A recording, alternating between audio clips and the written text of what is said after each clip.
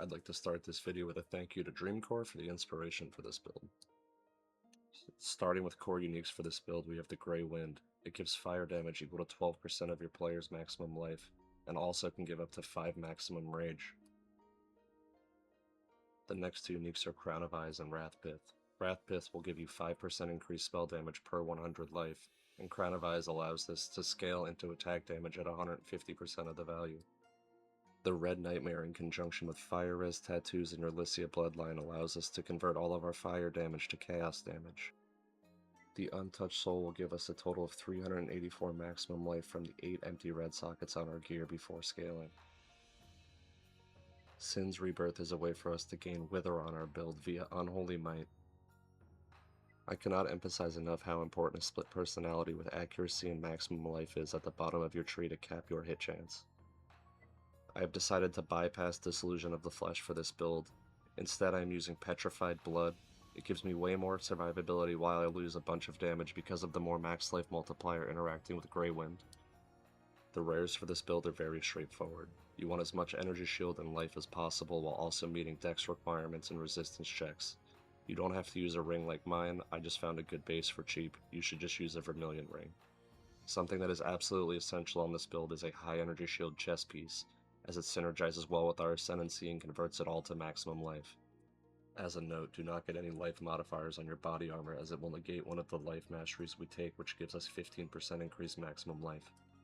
Other useful modifiers to look for on gear, specifically jewelry, are things such as increased elemental damage with attack skills, added fire damage to attacks, attack speed, and chaos resistance. Some notable modifiers to look out for on maps with this build are enemies steal charges, monsters cannot be leeched from, monsters cannot be stunned, and reflect physical damage, as I only convert my elemental damage. For Ascendancy Points, the first is Felfen. This makes all nearby enemies chaos resistance 0 and obviously synergizes well with our damage. The next is Sanguine Power. This is just the chest piece Apostate on an Ascendancy node and lets us convert all of our energy shield to life. Next is Vile Imprecations. This just gives us 10% increased damage and makes enemies deal 10% less. And finally, Sinner Saint. Sinner Saint is the way we get the last 50% of our conversion to chaos damage and is essential for the build. I opted to use Kaum's Roots for my boots, for the action speed cannot be reduced below base value. However, energy shield boots can be passable earlier on in easier content. Pathing for this build is very simple. Come out of Witch Start and grab Elemental Overload, and then path up for Wither Effect and Chaos Penetration. Path down and left and grab every life node along the way, including the masteries, as we take all of them. You can path into this Jewel Socket and an Endurance Charge if you want, but you don't have to right away. Next, we're going the path to the right, grabbing more life and Block Chance. Block Chance is important as we sport 68% block and 65% spell block if you get a tattoo. Next, you're going to path up for some accuracy and attack speed, which is much needed, and more life.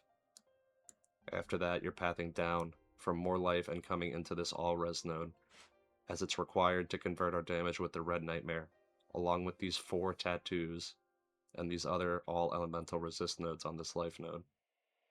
We're also going to be grabbing the Rage node here, because it gives us Intimidate. Next, we path down, grabbing more life, and including more Block Chance and Endurance Charge on kill. Keep pathing down and grab Blood Magic. It's essential as it gives us 10% more maximum life. The next most important node for you to grab is Tribal Fury. It makes our melee skills deal splash damage, and is essential for Flicker Strike. Keep pathing to the right and grab Versatile Combatant. This lowers our attack block chance, however it enables us to get spell block capped without spending too many points.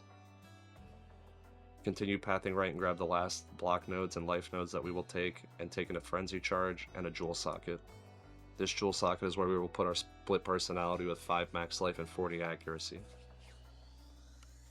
A final option is an escape, an impossible escape.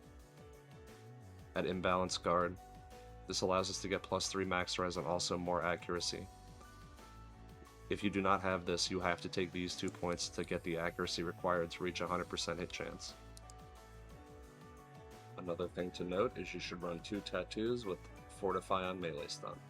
Thank you for taking the time to watch this guide, and here I have a clip of me doing a tier 17 with very bad gear on to showcase this build's league start viability in case Phracia comes around again and it's not nerfed.